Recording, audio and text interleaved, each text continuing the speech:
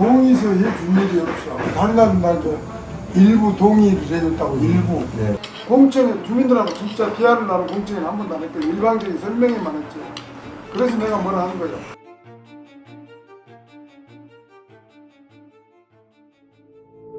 대한민국 최남단 완도, 김, 전복, 다시마, 매생이, 톳, 유자로 유명한 이 해양도시는 하나의 섬이 아닌 여러 섬의 집합체입니다. 대부분의 섬은 육지와 연결된 연육교, 섬과 섬을 잇는 연도교로 이어져 있어 접근성이 뛰어납니다. 하지만 일부 작은 섬들은 여전히 페리를 통해서만 갈 수 있죠.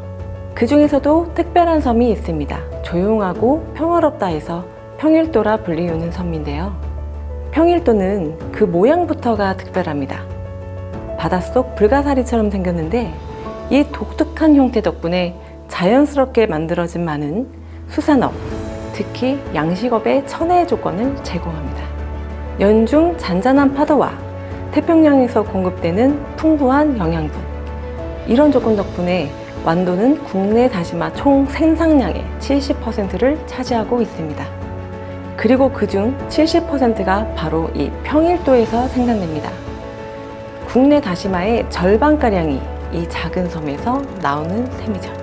이런 평일도의 성공은 1970년대로 거슬러 올라갑니다. 당시 서상현 조합장이 처음으로 다시마 양식을 도입했는데 이는 평일도 경제에 대변혁을 가져왔습니다.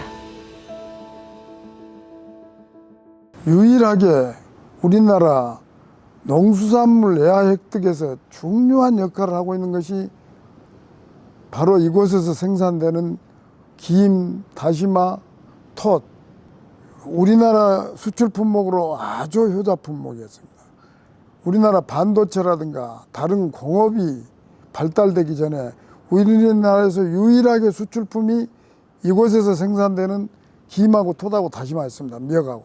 거기에 우리나라에서 제일 좋은 생산, 질 좋고 생산이 많이 되는 적지가 바로 여기인데 1,500억 이 김하고 미역하고 다시마하고 전복하고 하면 실제 행사하고 있는 어민들 소득은 1년에 전체 하면 1,500억 된다고 봐야죠.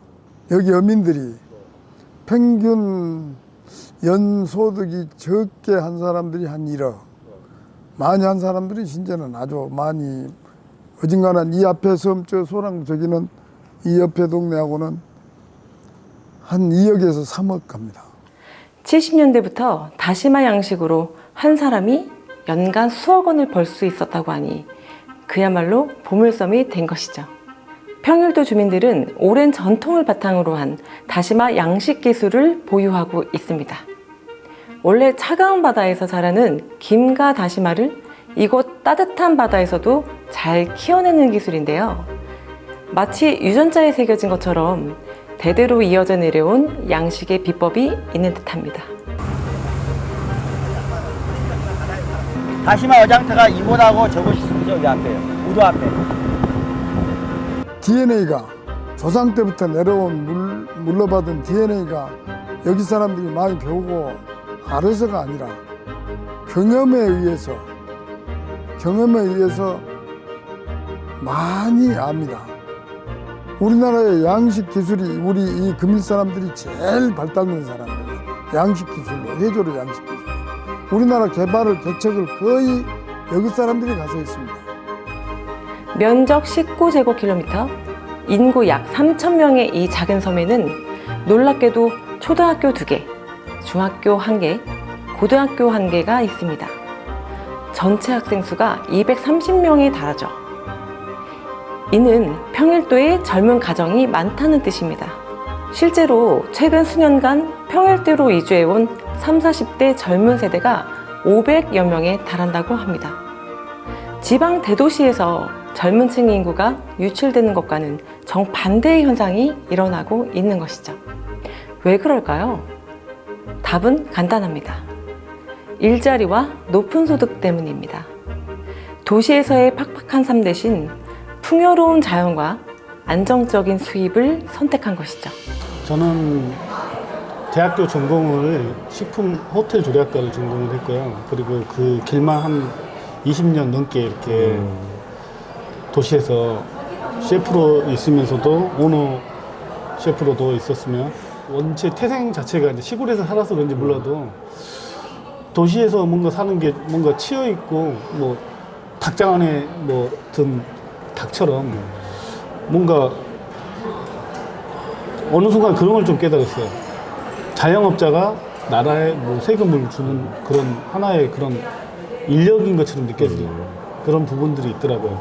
그리고 나만의 어떤 길을 좀 가고 싶고, 소신 있는 내가 평생을 할 수 있는 그런 뭔가 일을 더 찾고 싶었어요. 그리고 그 일이 제가 좋아하는 일이라면 더 좋을 거라 생각했고요. 사실 저희는 이제 어려서부터 저희가 이제 아버지, 어머니 일을 많이 돕긴 했지만은, 저희 부모님은 수십 년 바다 일만 해오신 분이세요. 그리고 주변 분들도 마찬가지고. 근데 그런 부분에 대해서는 어느 정도의 50년, 뭐 100년이 된 사업적인 시스템이 있어요, 여기에서는. 그 중에 하나가 이제 양식 시스템이라고 했죠. 이제 그런 말이 있어요. 이 완도 금일도라는 섬에서 양식되지 않는 것은 우리나라 어느 곳에서 양식을 할 수 없다는 말도 있어요. 청정 해역 중에서도 가장 양식하기에 좋은 환경이에요. 그래서 이제 그런 부분을 가지고서 저는 이제 확신하는 게 있었죠. 아, 내가 대학교에서 배운 요리와 이 1차 가공이 아닌, 생산에서 1차 생산이 아닌 나만의 가공을 만들 수 있다는 확신이 듭니다.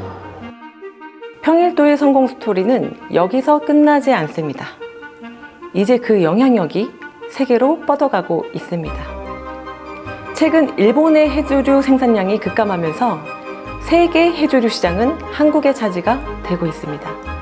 유튜브나 SNS에서는 김을 간식처럼 먹는 외국인들의 모습을 쉽게 볼 수 있습니다. 누군가가 우리의 김감이여 다시마를 바다의 검은 반도체라고 불렀습니다. 대한민국을 먹여 살리는 반도체처럼 중요하다는 뜻이겠죠? 50도가 넘는 기온이 나타나서 올해가 역사상 가장 더운 한 해로 기록될 것이란 140년 이후 지구가 가장 더운 날이었다고 발표했습니다. 연이은 폭염과 이상기후에 전 세계는 재앙적인 피해에 시달리고 있습니다. 올해가 가장 시원한 여름이라는 우스갯소리가 농담처럼 들리지 않을 정도로 지구온난화는 위기가 아닌 현실로 다가왔습니다. 이미 많은 국가들은 화석 발전으로 얻어왔던 에너지원을 신재생 에너지로 변화시키고 있고, 화석 연료 사용에서 전기 에너지 사용으로 시스템을 전환하고 있습니다. 새로운 에너지원 중 대표적인 것이 풍력 발전입니다. 이미 유럽 국가들은 해상 풍력 단지를 조성해서 상당한 효과를 보고 있습니다. 세계 최초로 해상 풍력 단지를 건설한 덴마크는 전체 전력의 54%를 풍력 발전으로 생산하고 있습니다. 기후 대응이 산업 경쟁력의 열쇠라고 외쳐온 덴마크는 30년 전에 비해 온실가스 배출량이 43% 수준으로 줄었다고 합니다. 매우 친환경적인 에너지입니다. 산 중턱에 세워진 새하얀 풍력 발전기는 멋스러워 보이기까지 합니다. 그런데 여기에도 문제가 없는 것은 아닙니다. 풍력 발전기 한 기당 100m에서 크게는 200여 미터입니다.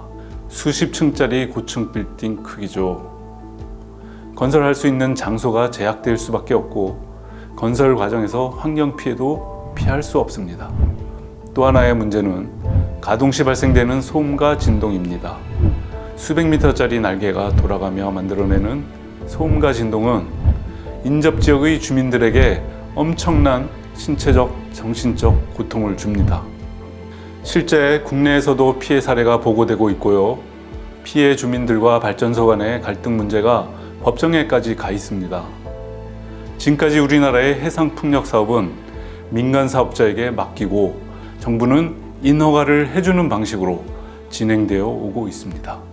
사업지 주변의 주민 피해나 보상의 문제, 환경 훼손 문제가 첨예하게 대립할 수밖에 없는 대규모 사업을 민간 사업자에게 맡기는 것은 갈등을 부추길 우려가 더 큽니다. 사업자는 저비용 고수익을 원하게 되고 피해 보상은 최소화하려고 하게 됩니다. 고심해야 할 입지 선정도 이익에 중점을 두어 판단할 수밖에 없습니다.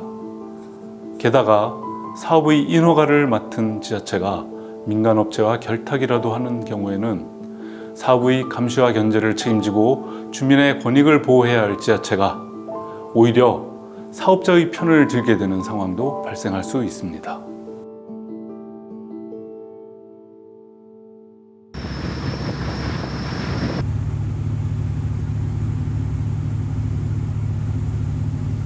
앞선 두 개의 이야기가 왜 이어졌는지 이제 짐작하실 겁니다. 바다 자원의 보고인 완도, 그 중에서도 해조류 생산의 최적지이자 기후재난 시대에 꼭 필요한 1차 산업단지인 금이릅 평일도. 바로 이곳에 대규모의 해상풍력단지가 계획되고 그 실행이 차근차근 진행 중입니다. 이르면 내년에 첫 삽을 뜨게 됩니다. 1차 계획은 평일도 해상 7km 지점에 15MW 발전기 40개가 설치됩니다. 익히들 보신 적 있는 대관령 풍력발전 단지에 세워진 풍력발전기가 개당 2MW입니다. 무려 7배가 넘는 용량입니다. 요일의 63빌딩이 249m, 15MW 풍력발전기는 260m에 달합니다. 63빌딩보다도 3층 정도가 높은 구조물입니다. 이게 40개가 1차로 설치됩니다. 이후에는 바로 옆에 50여 개가 더 설치될 예정입니다. 1차 40개로 구성되는 풍력단지의 예산은 3조 2천억 정도가 됩니다. 문제는 첫 장에서 언급한 완도의 해조류 양식에 어떠한 영향을 미치는가입니다. 해조류 양식에 필수적인 것은 다름 아닌 신선한 물과 양분의 공급입니다. 육상에서의 식물이 그러하듯이 자연계는 인위적인 외부의 힘이 가해지지 않는 이상 그 자체로 완벽한 계를 이루며 살아갑니다. 이곳에 63빌딩보다 큰 구조물 40개가 들어선다면 바다의 생태계는 어떤 반응을 보일까요? 우선 설치하는 2-3년 동안에 해저의 뻘은 깊게 파헤쳐질 것이고 지지대를 박는 진동과 소리에 인근 어류들은 모두 이동을 하거나 스트레스를 받아서 살아남지 못할 가능성이 높습니다. 어류, 폐각류 등의 먹이 활동이 바닷물에 영양을 공급하고 그 양분은 천연 비료가 돼서 해조류의 먹이가 됩니다. 이 생태계가 파괴될 가능성이 매우 높습니다. 또한 공사 기간 동안에 불가피하게 해저 부유물들이 바다를 탁하게 만들 것입니다. 흐린 바닷물에서 김과 다시마가 잘 못 자란다는 것은 이미 어민들은 다 알고 있습니다. 40개의 거대한 구조물은 물의 흐름도 바꿔놓게 됩니다. 마치 댐처럼 안쪽의 물을 가두게 될 수도 있습니다. 이 모든 예상되는 문제에 대해서 심도 깊은 연구가 반드시 필요합니다. 하지만 이를 검토해야 할 환경영향평가 보고서에는 문제가 있으면 사후적으로 해결하겠다라는 식의 언급만 있을 뿐입니다. 완도군청 관계자는 해상풍력가수산업이 상생할 수 있는 연구를 해수부에서 진행 중이라고 말합니다. 해당 연구를 찾아봤습니다.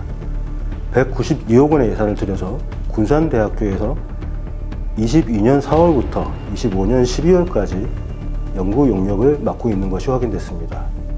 여기서 좋은 해법이 나왔으면 좋겠습니다만 금일 해상풍력 사업은 이미 진행 중입니다. 먼저 연구를 한 후에 사업이 진행돼야 정상적인 과정으로 갈 것입니다. 그런데 연구 결과와 무관하게 해상풍력단지 조성 사업은 이미 진행이 되고 있습니다. 연구 영역이 진행된다고 해서 정답을 찾아낼 거란 확신도 할 수 없는 마당에 그 선우가 바뀐 게 과연 정당할까요? 완도와 같이 해양 양식에 특화된 곳은 없습니다. 특히 해조류 양식의 경우에는 우리나라가 유일무이하다고 봐도 과언이 아닙니다. 해당 연구에 대한 자료를 찾아봤습니다. 근데 갑자기 이런 뉴스가 떴습니다. 한 국립대 연구기관이 풍력발전 기술을 개발한다며 100억 원 넘는 국비를 지원받았는데요. 이 돈으로 한우 회식만 100번 넘게 한 것으로 드러났습니다. 전북 군산의 한 한우고기 식당. 국립대 연구기관은 이곳에서 2020년 3월부터 1년 2개월 동안 100차례 넘게 회식을 했습니다. 회식비로 1,400만 원이 지출됐는데 풍력발전 기술 개발에 쓰라고 정부기관에서 지원한 연구비였습니다. 연구비를 지원한 산자부 산하 에너지기술평가원이 이를 수상히 여기고 특별평가에 나섰는데 더 큰 문제점이 드러났습니다. 연구 사업의 핵심 부품인 발전기 터빈을 확보하지 못하고 있었던 겁니다. 결국 해당 연구 사업은 중단됐지만 이미 국비 127억 원이 사용된 뒤였습니다. 해상 풍력 터빈을 확보하지 못해서 특별평가라는 걸 해서 중단하게 됐는데 연구 책임자였던 이장호 교수는 군산대 총장이 됐습니다. 연구 책임자는 지금 갑자기 총장이 됐어요. 그래서 승승장구하면서 아무 책임도 안 집니다.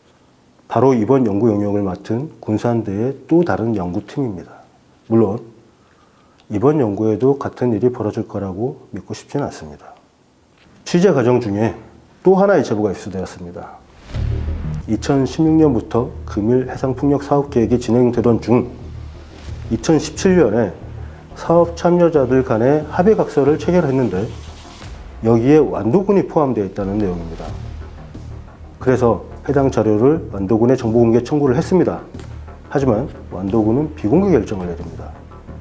그 이유는 민간 사업자의 이익을 심대히 저해할 수 있는 우려가 있다는 것입니다.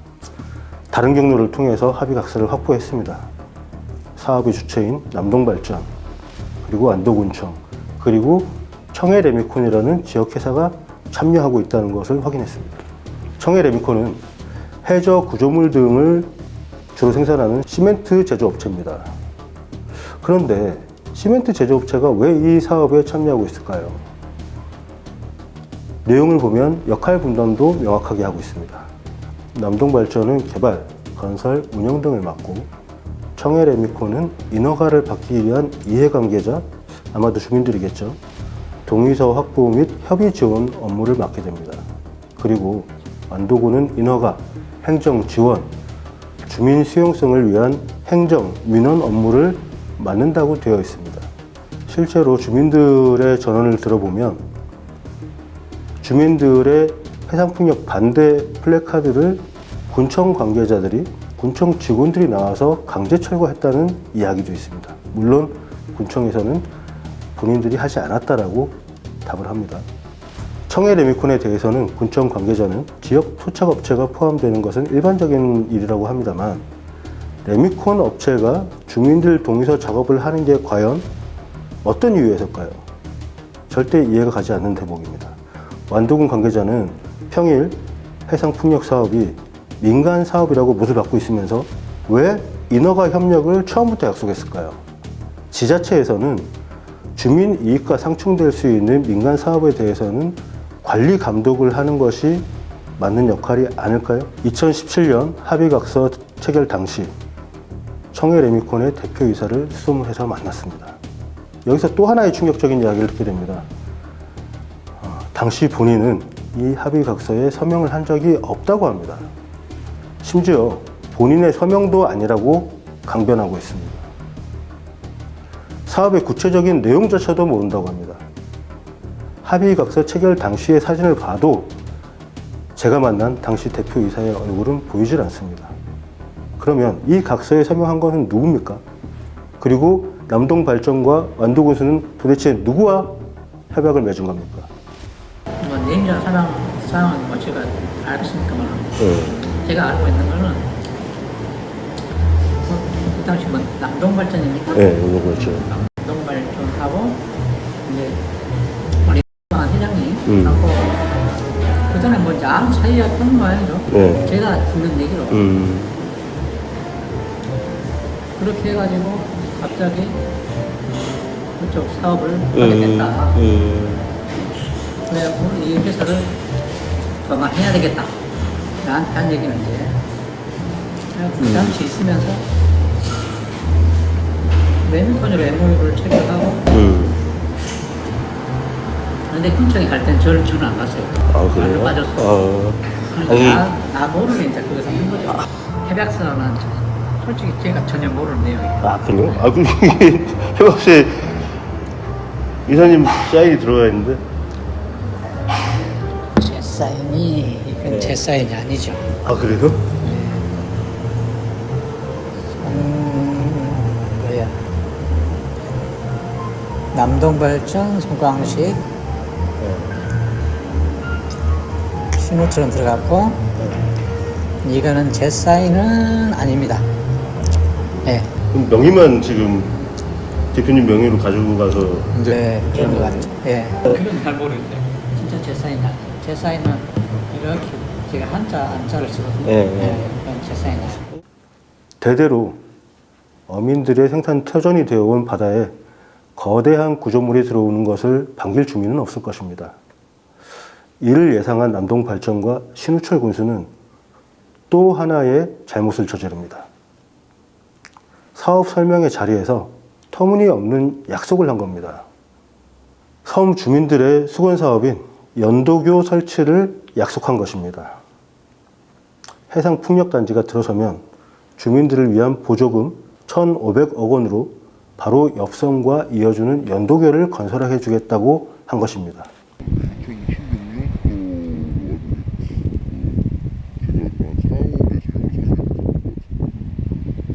4차 네. 아, 연육교를 해주겠다.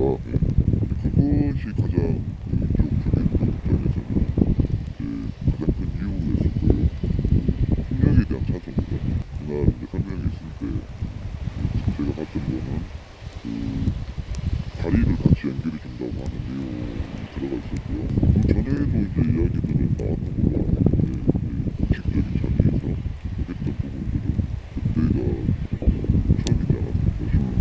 원래 제가 알기로도 전체 그 다리 건설 비용이 연도배라고 해서 이제 표현을 하는데 삶에서 3으로 연결하니까 5천억 정도가 나왔던 거예요. 그러면 이제 발전기금으로 해상 풍력을 했을 때 1,500억 정도가 나오니까 그 돈을 가지고 중앙정부에다가 돈에 대해서 나머지 3,500억을 국비로 지원하게끔 해서 다리를 건설하겠다. 그게 이제 주요 권자 내용이거든요. 실제로 예산만 있다고 해가지고 그 연도교를 새로 만들 수는 없는 것 같던데요. 그게 이제 다 그러니까 좀 소구했던 게 저희들이 확인했을 때 그렇게 이제 예산이 복비라는 게 나갈 수 있는 상황도 아니었고 그리고 이제 국비가 나가려면 전제 조건이 뭐냐면 국도 선적이 돼야 돼요. 근데 이제 국도 선적이 그 당시에 이제 안 돼 있는 상황이었어요. 그런데 이제 국비를 갖고 올 수 있다고 그런 식으로 갑자기 뭐 기반으로 해서 그렇게 어떻게 보면 사기를 친 거죠. 섬을 육지와 잇는 연도교, 연륙교는 오랜 기간 주민들의 수건 사업이었습니다. 하지만 사업 타당성이 나오질 않다 보니 실현 가능성이 매우 낮았습니다. 또한 두 섬 사이에 나 있는 도로는 국도가 아닌 지방도입니다. 단순히 1,500억 원 정도의 재정 일부를 투입한다고 해서 연도교 사업이 이루어질 리는 만무했습니다. 그럼에도 불구하고 남동발전과 완도군수는 매우 허황된 약속을 한 겁니다. 사실 그 약속 때문에 해상풍력을 지지하는 분들도 많았습니다. 세월이 지나서 해당 도로는 국도로 승격이 됐습니다만 아직 사업 타당성을 만족시키지는 못하고 있습니다.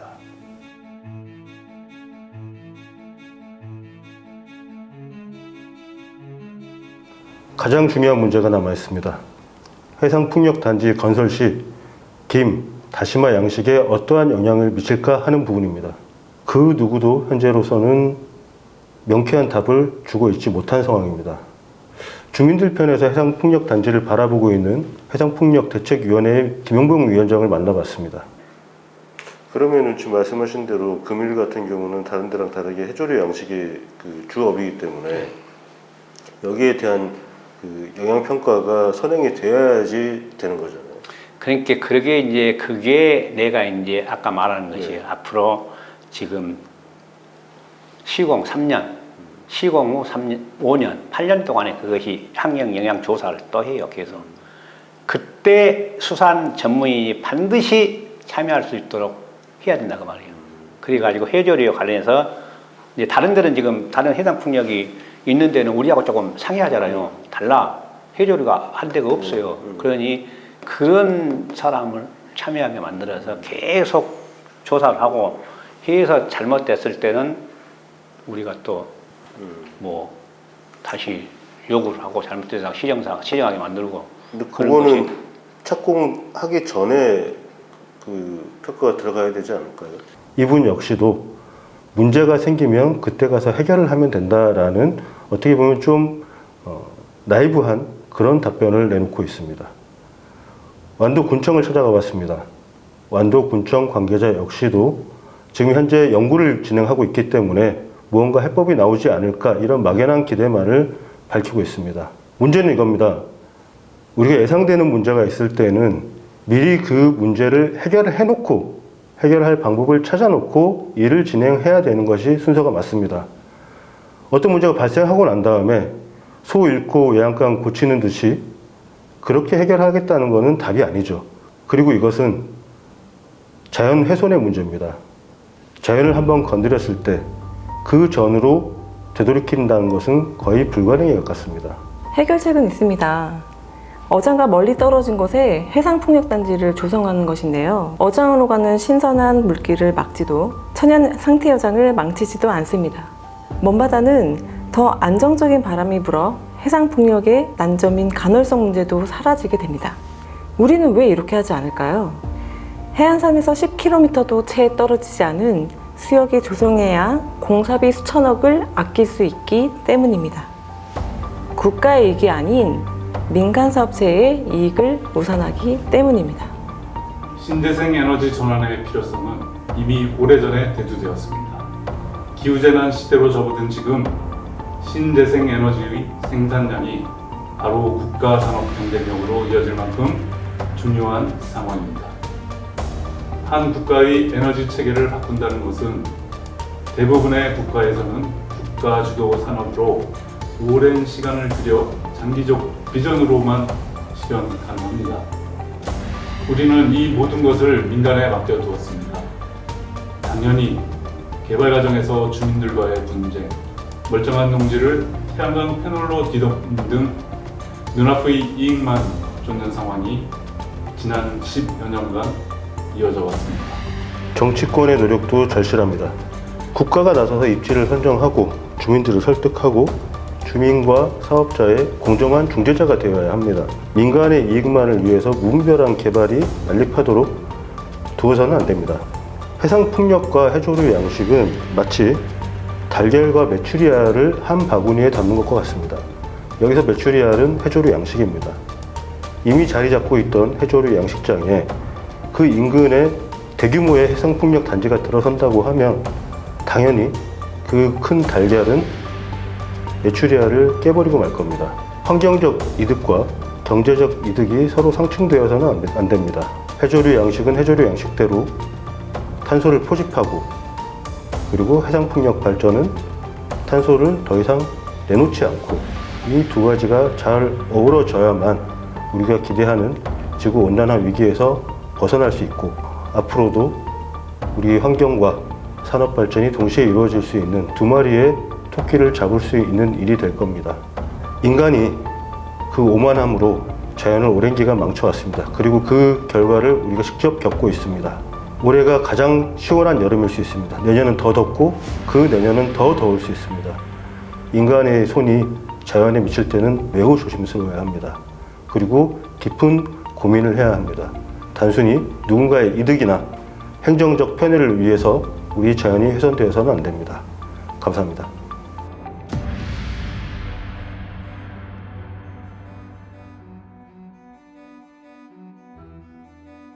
진짜 굵긴 하다. 완전 뭐 밀가루죠, 밀가루. 그러니까 곱고. 정말 굵네. 이게 섬과 섬 사이에다 저 안에다가 이게 이렇게 돼 있거든. 네. 거기다가 지금 다 받겠다는 거예요. 그러면은 이게 뭐 그러니까 섬 사이에다가 지금 집어넣겠다는 거죠. 그렇지, 그렇지. 그러니까 섬이 여기가 이제 금일도고. 금일도 여기가 다 여기까지 금일도. 금일도 저기 보이는 데까지가 거죠. 금일도. 아, 저 끝까지가. 저까지. 그럼 저기선 더 가깝네요. 그러지. 그러니까 저기에서 실질적으로 저기에서는 뭐 말도 없이 가깝고. 네. 그러니까 여기서 5km라는 거니까. 그러니까 여기서는 5km가 좀 더 될 거야 아마 여기 위치에서는. 근데 지금 저쪽에 지금 저 마을에서 보면 5km도 안 되고 이 마을에서 봤을 때 5km라고 그랬거든. 근데 바다에서 5km는 정말 짧아요. 걔네들끼리도 이격거리가 있을 거야. 그러지. 그거 하나 세우면 또 이격을 해가지고 이렇게 세워야 되고 이게. 그럼 이 앞에 다 덮는다는 소리네. 사실. 그렇지. 거의 다 덮는다. 완전히 다 덮는 거지 여기까지. 근데 이 앞에다가 세상에 풍력을 이렇게 갖다가 박아놓으면